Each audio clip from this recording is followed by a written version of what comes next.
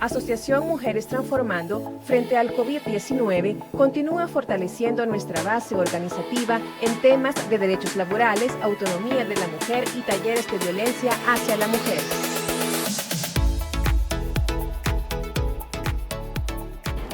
Hola, hola, buen día a todas las mujeres que nos acompañan a ver este video. Recuerden, el uso de la mascarilla es importante, el distanciamiento también para protegernos a nosotras mismas y a nuestras compañeras.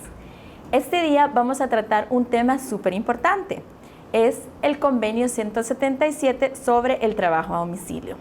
¿Por qué es importante este tema para Mujeres Transformando? Pues porque numerosos grupos están conformadas por bordadoras a domicilio que entran perfectamente en esta modalidad.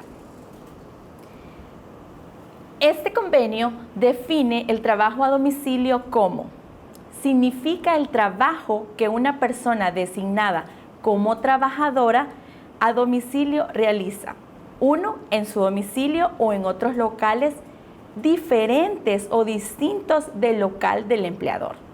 Dos, a cambio de una remuneración. ¿Qué significa esto? Que debe de haber una contraprestación, o sea, debo de percibir un salario económico por lo que yo estoy realizando. Y tres, con el fin de elaborar un producto o prestar un servicio conforme a las especificaciones que mi empleador me ha dado. O sea que al final yo voy a entregarle a él un producto terminado o un servicio prestado, que en el caso de las compañeras de bordadoras a domicilio ya es la pieza elaborada. En nuestro ordenamiento jurídico salvadoreño encontramos el desarrollo del trabajo a domicilio en el Código de Trabajo, desde los artículos 71 al 75, y también nos da una definición. Se entiende normalmente la producción de bienes para un empleador o un contratista, o la prestación de un servicio a dichas personas en virtud de un acuerdo con arreglo al cual el trabajo se efectúa en el sitio que elige el trabajador. A menudo es su propio hogar. Ese trabajo se suele desempeñar sin fiscalización directa por parte del empleador. Como ven, es una definición un poco más amplia, pero toca los mismos puntos, que se hace en un lugar diferente del empleador, que la mayoría de veces es en el hogar de la trabajadora, y pues que hay un servicio o un producto que se debe de entregar. ¿Qué no se considera trabajo a domicilio según el convenio 177 de la OIT? Pues no se considera trabajo a domicilio el trabajador independiente. ¿Por qué? Porque él tiene autonomía e independencia económica. Quiere decir que esta persona suele hacer sus valoraciones propias, no tiene un jefe que le diga cómo ir haciendo su trabajo. Independencia económica se refiere que él es autosustentable económicamente. También no se considera trabajo a domicilio un trabajador que realiza sus funciones habitualmente en la empresa, pero en ocasiones lo hace desde su casa, porque solamente es ocasional, pero su trabajo habitual es dentro de una empresa. Entonces, esta persona no se considera trabajador a domicilio.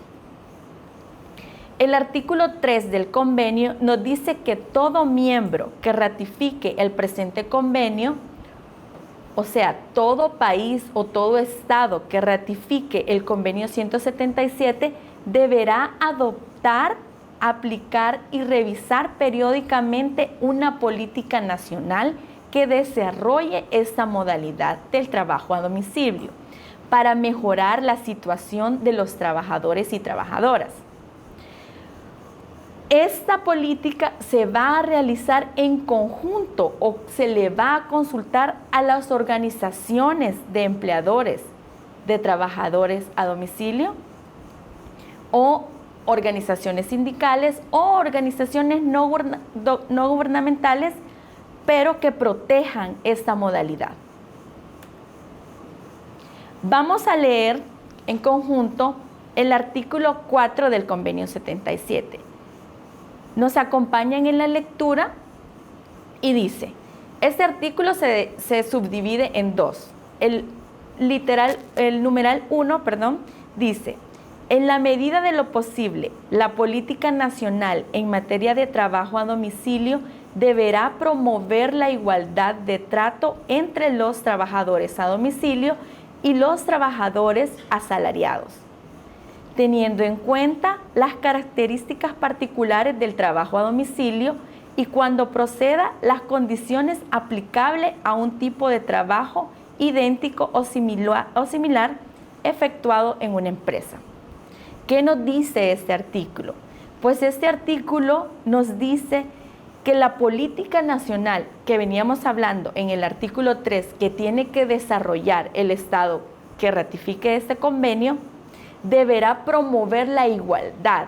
Quiere decir que el trabajador o trabajadora a domicilio se verá igual al trabajador o trabajadora que esté dentro de la empresa. No debe de haber diferencia entre ellos.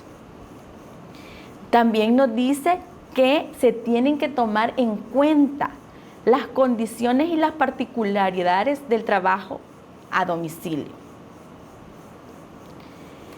Y luego, en el numeral 2, que es la igualdad de trato, dice que debe fomentarse en particular respecto a los siguientes temas. Nos acompañan también en la lectura de la lámina y nos dice, literal A, el derecho de los trabajadores a domicilio a constituir o afiliarse a las organizaciones que escojan y a participar en sus actividades. ¿Qué significa? Que estas personas que desarrollan el trabajo a domicilio pueden también conformar asociaciones sindicales o asociaciones que protegen o que velen esta modalidad del trabajo a domicilio, o a organizarse donde ellos se sientan protegidos. Continuamos con la lectura, el literal B. A protección de la discriminación en el empleo y en la ocupación. Quiere decir que estas personas no pueden ser discriminadas por la labor que realizan. Entonces, esta política debe fomentar eso, a que no se debe discriminar solamente porque realizo cierta actividad dentro de mi hogar. Literal C, continuamos leyendo, dice la protección en materia de seguridad y salud en el trabajo. Se debe de velar porque las trabajadoras en la modalidad del trabajo a domicilio cumplan con las normas para prevenir accidentes de trabajo, aunque estén en sus casas, porque este es su lugar de trabajo. Entonces debe de haber una protección también para que no ocurran accidentes laborales. La remuneración, nos dice el literal D. Esto es muy importante. La remuneración debe de ser igual a un trabajador que esté dentro de una empresa o a un trabajador en modalidad de trabajo a domicilio. Tiene que ser la misma. Literal E, la protección por regímenes legales de seguridad social. ¿Qué nos indica esto? Pues que estas personas también tienen que gozar de los mismos privilegios y tiene que haber una seguridad de que son trabajadoras para que ellas puedan iniciar procesos en las diferentes instituciones garantes, por ejemplo, en el Ministerio de Trabajo o en los juzgados laborales. F, el acceso a la formación. ¿Qué significa? Que estas personas también deben de ser capacitadas. G, se debe de establecer la edad mínima de admisión al empleo o al trabajo. Suele ocurrir con las trabajadoras a domicilio que desde muy temprana edad sus hijas o sus hijos entran también a esta labor para ayudarles. No son reconocidas como trabajadoras, pero ellas están realizando el trabajo con nosotras, o sea que deben de ser identificadas como tales para gozar de los mismos beneficios, pues también se debe de establecer la edad mínima en la que ellas pueden apoyar o trabajar. H, la protección de la maternidad, un aspecto muy importante. Quiere decir que el artículo 177 de la OIT permitirá a las bordadoras a domicilio que sean reconocidas como trabajadoras del sector textil.